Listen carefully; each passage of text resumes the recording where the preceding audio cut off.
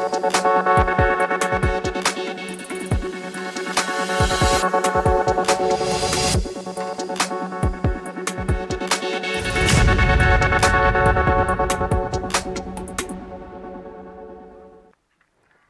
आप देख रहे हैं जन टीवी और मैं आपके साथ गौरवी। चलिए बुलेटिन की शुरुआत से पहले नजर डालेंगे हेडलाइंस की ओर। यूके से लौटे सीएम धामी बोले, भारत के प्रति नजरिया बदला, उत्तराखंड में भी निवेश को तैयार विदेशी कंपनियां, अभी 12,500 करोड़ रुपए की निवेश के प्रस्ताव मिले।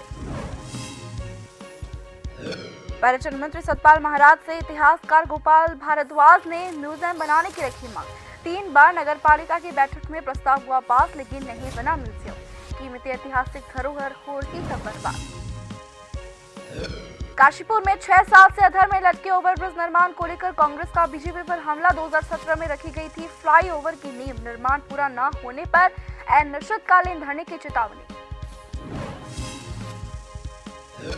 दुबई में फंसे यूपी उत्तराखंड के लोगों ने धामी सरकार से लगाई गुहार। परिजनों ने सीएम धामी से सभी को देश वापस लाने की अपील की। पीड़ितों का वीडियो हो रहा वायरल।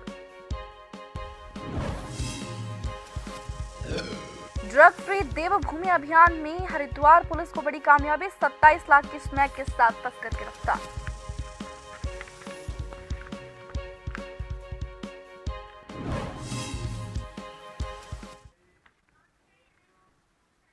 उत्तराखंड में दिसंबर में प्रस्तावित ग्लोबल इन्वेस्टर समिट के लिए निवेशकों को न्योता देकर ब्रिटेन से लौटे मुख्यमंत्री पुष्कर सिंह धामी खासे उत्साहित है। नई दिल्ली स्थित उत्तराखंड भवन में पत्रकारों से बातचीत में पुष्कर सिंह धामी ने बताया कि प्रधानमंत्री मोदी के नेतृत्व में आगे बढ़ रहे भारत के प्रति दुनिया का नजरिया बदला है।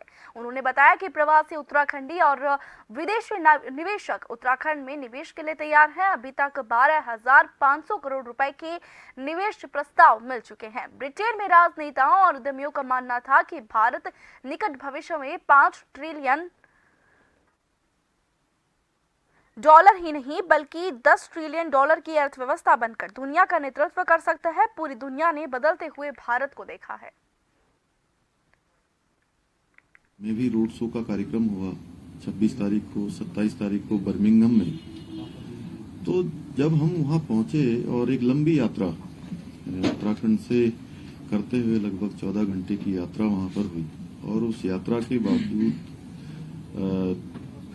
जब हम वहां पहुंचे तो जिस प्रकार से अप्रवासी उत्तराखंड के रहने वाले भाइयों ने, बहनों ने, हम सभी पूरे प्रतिनिधि मंडल का वहां पर स्वागत किया, और एक कल्चर जो उत्तराखंड का वहां पर उन्होंने अभी भी उसकी जड़ों से वो सब जुड़े हुए हैं, वो अपने आप में अभूतपूर्व था।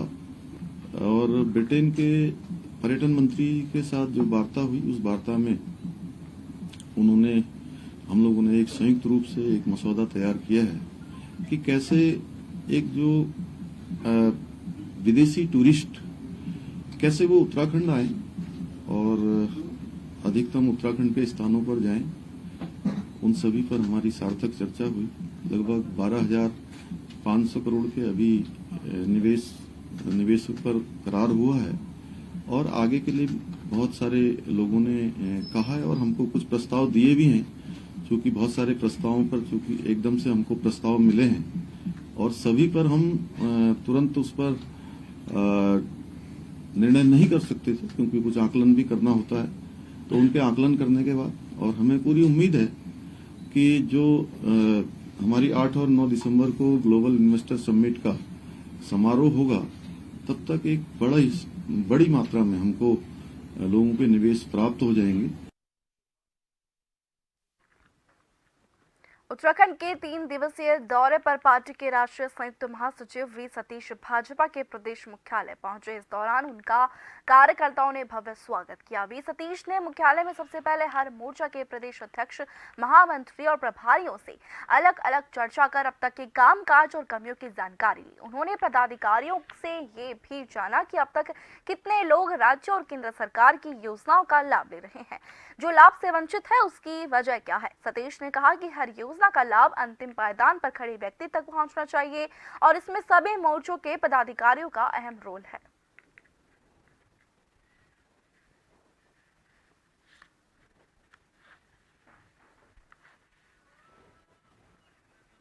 बहुत से ऐसे विषय होते हैं जो केंद्र चाहता है इसको इस रूप में इम्प्लीमेंट किया जाए, और कुछ विषय ऐसे जो राज्यों की परिस्थिति पर निर्भर करते हैं। तो इसी प्रकार से अभी सतीश जी का 3 दिन का ये दौरा है। अभी पहले मोर्चों के साथ बैठक होगी, प्रदेश सरकार के प्रत्येक मंत्री से तय है नाम, उनके साथ वो इंडिविजुअल चर्चा वार्ता करेंगे, उनके विभागों संबंधी बातचीत भी होगी। उसके बाद हमारे कुछ विधायकों के नाम ने तय किए हैं, वरिष्ठतम विधायक हैं, उन विधायकों से भी उनका व्यक्ति से मिलना होगा।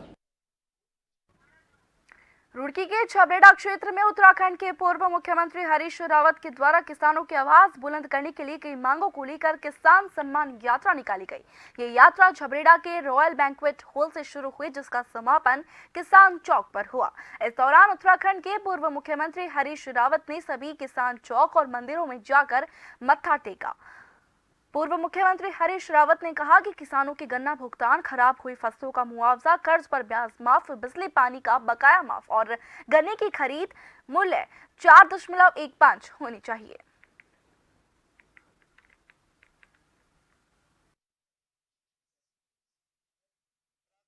मुख्यमंत्री हाउस कूच के वक्त में ये फैसला किया था कि हम इस मुद्दे को बढ़ाए रखने के लिए किसान सम्मान यात्राएं निकालेंगे और इस जिले के 6 स्थानों पर हम इस तरीके की यात्रा निकालेंगे। आज यहाँ से शुरुआत की और हमारी लगातार मांग है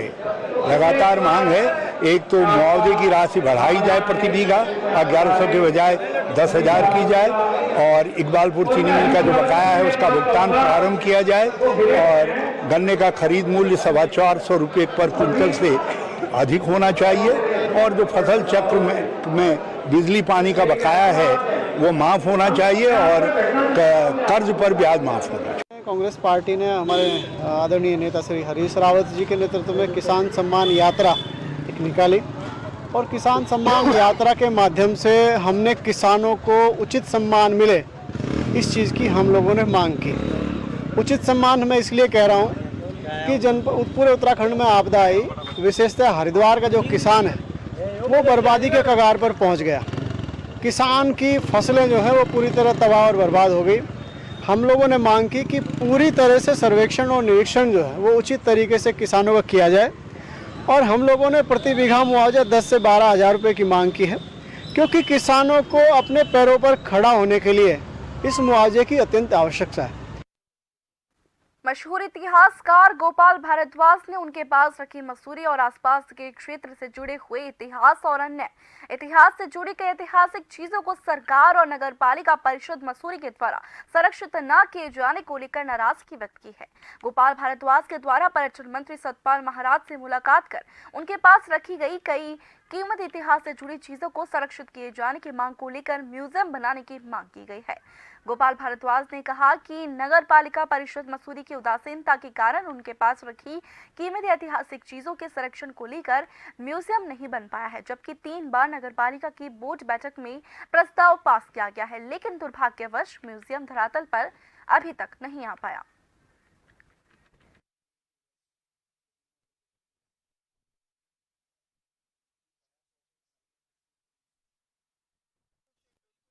ये उदासीनता दिखाई देती है।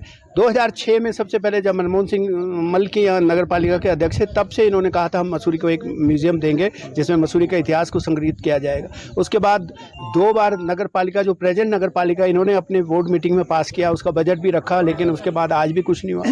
और मेरे पर्सनल, मैं सबसे बड़ी बात आपको बताऊँ, मैंने लाखों रुपये उस पर पर्सनल खर्च किए हैं, क्योंकि मेरा जन्म मसूरी में हुआ। आई लव मसूरी, मेरा फादर भी मसूरी में, हमें 100 साल हो गए मसूरी में, और सबसे पुरानी हम मसूरी के बाशिंदे हैं।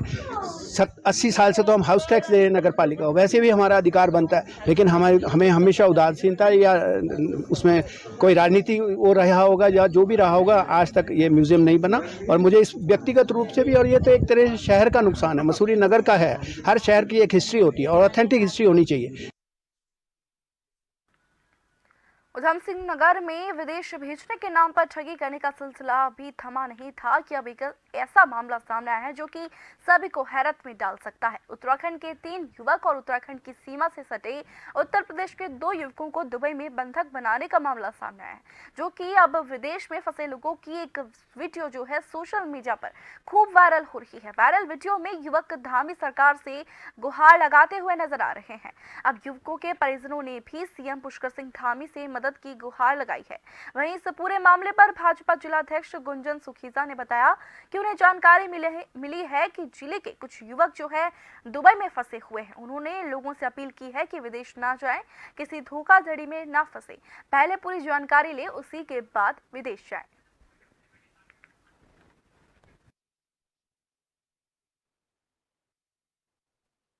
आदमी तो 1.25 महीने हो गए परविंदर के। हाँ, परेशानी हो रही है। काम कंपनी के द्वारा भेजा, फांस गया ठेकेदार के द्वारा। अब की कहा मेरा बच्चा आ जाना चाहिए, बस मुझे कुछ नहीं है। मेरे बच्चे भी भूखे मर रहे हैं, मैं भी। बस मुझे जो विनती है, परेशान हूँ पे, उसे भी रोटी नहीं मिल रही। हाँ, बच्चे हैं रफी अंगदपुर। ये परविंदर नाम है लड़के का, धामपुर के पास का रहने वाला। मौसम 2 महीने में को अभी 5 तारीख में गया, 2 महीने में कम है। ये जो है कंडीशन ये है, उन्हें खाने के लिए नहीं मिल लिया है, ना ही जो पैसे 2 महीने काम करा वो भी नहीं मिल लिया। बंधक बना रखा जी उसने, पासपोर्ट भी ले रखा, जब्त कर रखा है। हमारी सरकार से ये मांग है कि हमारी सरकार हमारे लड़कों को हमारे घर पहुंचवा दे, क्योंकि लगातार इस तरीके के मामले आ रहे हैं कि यहाँ के युवक इनलीगल तरीके से विदेश जा रहे हैं। प्रशासन वैसे लगातार ऐसे एजेंट जो लोगों को विदेश भेजने का काम कर रहे हैं इनलीगल तरीके से, उन पर शिकंजा भी कस रहा है और लगातार ऐसे लोगों के खिलाफ कार्रवाई भी चल रही है। लेकिन जो विषय आया है उनके दुबई में फंसे होने का, और जो मुझे ज्ञात हुआ है, तो उनके परिवार से बातचीत करके और उनकी हर संभव मदद करी जाएगी। पिथौरागढ़ के मुवानी रामगंगा घाटी के सबसे बड़े कस्बे मुवानी में हाईकोर्ट के ध्वस्तीकरण आदेश के विरोध में प्रदेश सरकार के खिलाफ क्षेत्र पंचायत सदस्य कमलदीप के नेतृत्व में ग्रामीण धरने पर बैठे। धरना प्रदर्शन में पूर्व सांसद प्रदीप टमटा भी मौजूद रहे। टमटा ने कहा कि अतिक्रमण के नाम पर उत्तराखंड के गरीब तबके के लोगों को परेशान किया जा रहा है और जो छोटे काम धंधे करके अपना रोजगार चला रहे हैं उन्हें बेरोजगार करने पर प्रदेश सरकार तुली हुई है। उन्होंने कहा कि सुप्रीम कोर्ट तक की लड़ाई को लड़ने में वे साथ देंगे और किसी भी कीमत पर गरीबों के खिलाफ अत्याचार नहीं होने देंगे। वहीं उन्होंने कहा कि जल्द ही शिष्टमंडल जिलाधिकारी के माध्यम से मुख्यमंत्री को ज्ञापन दिया जाएगा।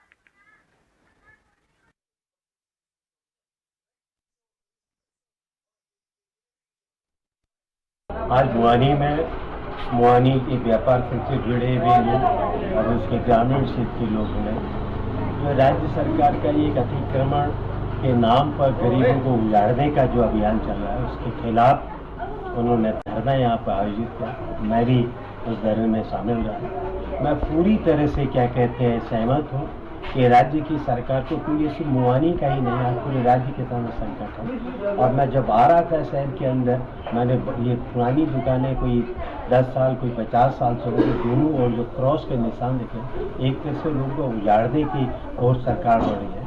तो मुआनी के लोगों का ये मांग है कि राज्य की सरकार को इस तबाही को रोकने के लिए तुरंत अत्याधिक हस्तक्षेप करना चाहिए।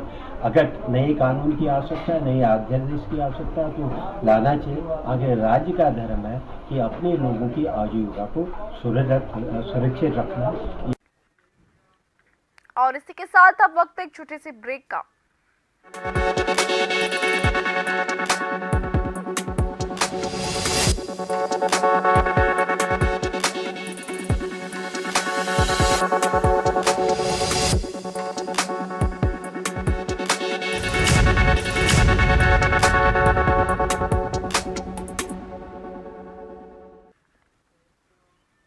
ब्रेक के बाद आप सभी का स्वागत है। बढ़ेंगे खबर की ओर। काशीपुर में विगत 6 सालों से अधर में लटके ओवरब्रिज निर्माण को लेकर जसपुर में कांग्रेस विधायक आदेश चौहान ने भारतीय जनता पार्टी पर हमला बोलते हुए कहा कि काशीपुर उत्तराखंड के कुमाऊं का प्रवेश द्वार माना जाता है, जहां से गुजरकर उत्तराखंड में प्रवेश करने वाले सैलानियों का खासा आवागमन होता है। तो वहीं क्षेत्र की जनता की बढ़ती तादाद से शहर में आए दिन लगने वाले जाम से निजात दिलाने की गरज से 2017 में फ्लाईओवर ब्रिज के निर्माण की नींव रखी गई थी, लेकिन तब से लेकर आज तक स्थानीय लोग इसको पूरा होने का सपना देख रहे हैं।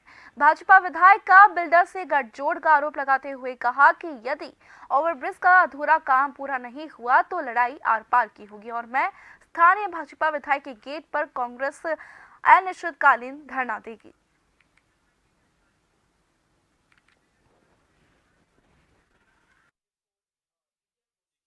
मुझे तो आपके चैनल और अखबार के माध्यम से पता चला कि 1 तारीख और दे दी गई। ये 17 नवंबर से इसकी स्वीकृति आई आरओबी की, जो नवंबर 19 में पूरा हो जाना चाहिए था, लेकिन उसके भी डबल 6 साल इसको हो गए और उसमें 9 बार तारीख हमारे पूर्व विधायक और विधायक जी के द्वारा देती जा रही है कि ये अब पूरा हो जाएगा, अब पूरा हो जाएगा जनता को। क्योंकि एक पिक्चर का डायलॉग है कि तारीख पे तारीख, तारीख पे तारीख, काम कब पूरा होगा इसका किसी को कोई मतलब नहीं। मैंने सुबह जो हमारे अधिशासी अभियंता है उनसे वार्ता की कि भाई आपने एक डेट फिर दी है, क्या ये हमारा पूरा जो ओवरब्रिज है पूरा होगा? तो उन्होंने कहा कि साहब हमने उन्हें बताया था कि रेलवे की जो संतुति है उसके बाद हमें 2 महीने चाहिए। तो अभी उन्हें यही नहीं पता कि रेलवे की संतुति कितने दिन में आ जाएगी। तो उसके लिए माननीय मैं समझता हूँ कि हमारे विधायक जी को सांसद महोदय से वार्ता करनी चाहिए थी। रुड़की के नेहरू स्टेडियम में 5 दिवसीय श्री खाटू श्याम भजनोत्सव की शुरुआत 1 अक्टूबर से की जाएगी। इस दौरान विभिन्न कार्यक्रमों का आयोजन किया जाएगा। कार्यक्रम की शुरुआत ध्वज यात्रा के साथ होगी। रुड़की के साकेत स्थित अग्रवाल धर्मशाला में आयोजित पत्रकार वार्ता में श्री श्याम मित्र मंडल के अध्यक्ष और कार्यक्रम संयोजक राकेश अग्रवाल ने बताया कि रुड़की में पहली बार श्री श्याम बाबा का भव्य कार्यक्रम आयोजित होने जा रहा है, जो कि लगातार 5 दिनों तक चलेगा।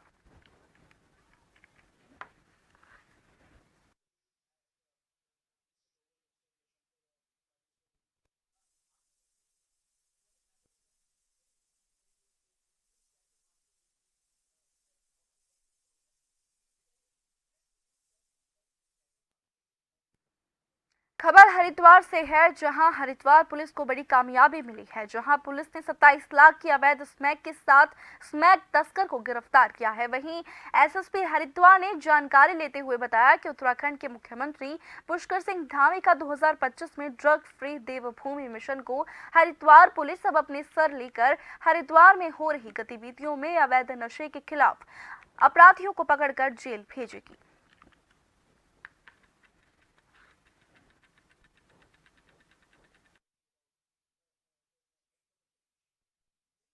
जो खासकर देवभूमि में नशे के विरुद्ध लगातार एक अभियान चलाया जा रहा है, उसमें हमारे एसपी जो क्राइम है उसने भी कार्यभार भी ग्रहण किया था। तो नशे के विरुद्ध एक लगातार एक मुहिम में सीआईयू और हमारे रानीपुर की पुलिस लगातार वॉच कर रही थी कुछ लोगों को, जिसमें कल हमारे पास ये सूचना थी कि अनुराग जो मुख्यतः बिजनौर का रहने वाला है, पिछले कुछ समय में यहाँ सुभाष नगर में रह रहा था, उसके द्वारा ये लगातार इसको कैरी करने का काम किया जा रहा था, जो अपने भाई की मदद से ये काम कर रहा था। तो कल जब चेकिंग इसमें की गई थी बैरियर नंबर 5 के पास में, जब इससे चेकिंग की गई तो उसमें करीब 273 ग्राम हमें स्मैक उसमें प्राप्त हुई है और उसमें इसके खिलाफ एनडीपीएस की जो संबंधित धाराएँ हैं उसमें मुकदमा दायर किया गया है। उसमें जो इसका भाई जिसने इसकी मदद कर रहा था अभिषेक, वो अभी फरार चल रहा है। उसके खिलाफ भी हम लोग जो आवश्यक साक्ष्य हैं वो दिखा रहे हैं और उसमें आवश्यक राष्ट्रीय एंगलिंग प्रतियोगिता में सबसे बड़ी मछली पकड़ने वाले अल्मोड़ा के मोहन रयाल ने 19 किलो की गोल्डन महाशीर पकड़कर ट्रॉफी अपने नाम की। आपको बता दें कि प्रतियोगिता के समापन अवसर पर उत्कृष्ट प्रदर्शन करने वाले देश भर से आए एंगलरों को पुरस्कृत किया गया। एंगलिंग प्रतियोगिता में 2 कैटेगरी में आयोजित की गई थी। इस राष्ट्रीय स्तर की एंगलिंग और रिवर राफ्टिंग प्रतियोगिता का आयोजन चंपावत में साहसिक पर्यटन गतिविधियों को बढ़ावा देने को लेकर महाकाली नदी में चूका में एंगलिंग और चरण मंदिर से बूम तक किया गया था।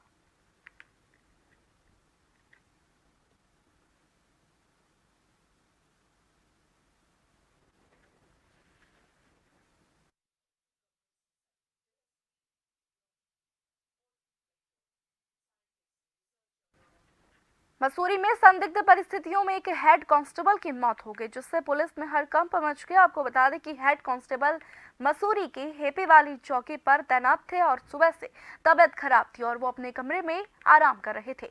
शाम को जब वे कमरे से बाहर नहीं आए तो साथ में मौजूद पुलिसकर्मियों ने उनके कमरे का दरवाजा खटखटाया तो देखा तो वे अचेत अवस्था में अपने बिस्तर पर पड़े हुए हैं, जिसके बाद पुलिसकर्मी 108 एम्बुलेंस के माध्यम से मसूरी के उप जिला चिकित्सालय अस्पताल लेकर आए।